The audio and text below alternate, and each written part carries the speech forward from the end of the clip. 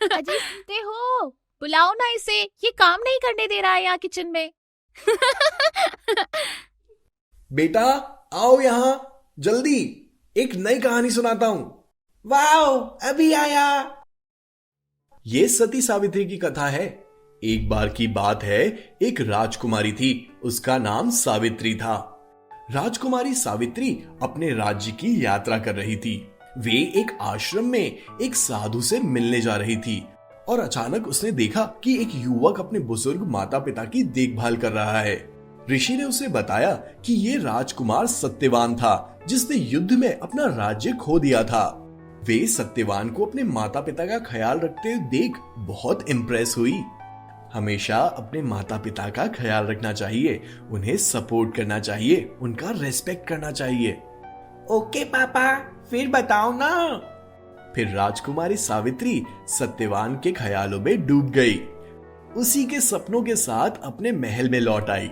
वे सत्यवान के बारे में बताने के लिए अपने पिता के पास दौड़ी। राजा ऋषि नारद के साथ बातचीत कर रहा था। नारद ने बताया, सत्यवान बहुत अच्छा आदमी है, लेकिन एक समस्या है। उसकी शादी के 1 साल बाद उसकी मृत्यु तय है। हैरान राजा ने अपनी बेटी को मनाने की कोशिश की, लेकिन सावित्री अड़ी रही। राजा सत्यवान जिस आश्रम में रहता था, उसी आश्रम में गया।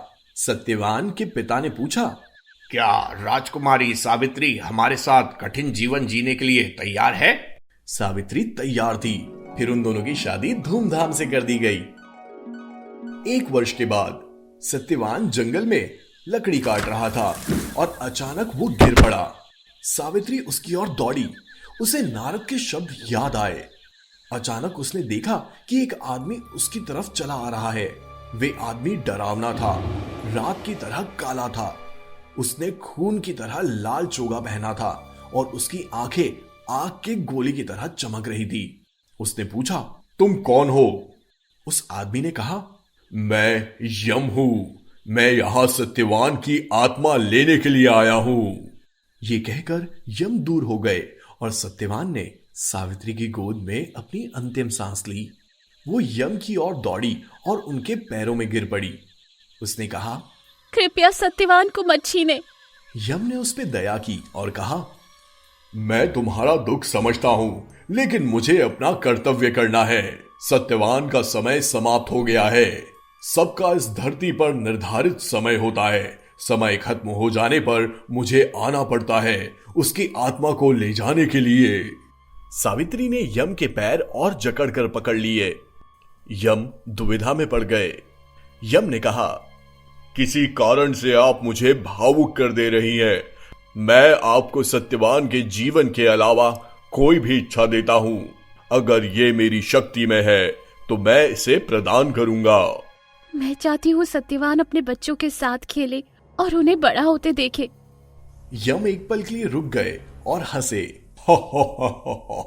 फिर उन्हें समझ आ गया कि सावित्री कोई आसानी से नहीं मानेगी और वो वहां से चला गया। सावित्री एक बहुत ही पतिव्रता नारी थी। अभी तक लोग उसके नाम से उदाहरण देते हैं। उसकी आस्था और पति के प्रति प्रेम इतना निष्ठावान था कि उसने यमराज तक को अपने पति को ले जाने से रोक दिया। प्यारे मित्रों, अगर आपको हमारा ये पौराणिक यानी हिस्टोरिकल कहानियों की सीरीज अच्छी लग रही है तो प्लीज चैनल को लाइक, सब्सक्राइब और शेयर जरूर करें। और हाँ, बेल आइकन के बटन को भी जरूर दबाएं, ताकि जैसे ही कोई नई स्टोरी रिलीज हो तो आपको नोटिफिकेशन मिल जाए और आप एक भी कहानी मिस ना करें। धन्यवाद।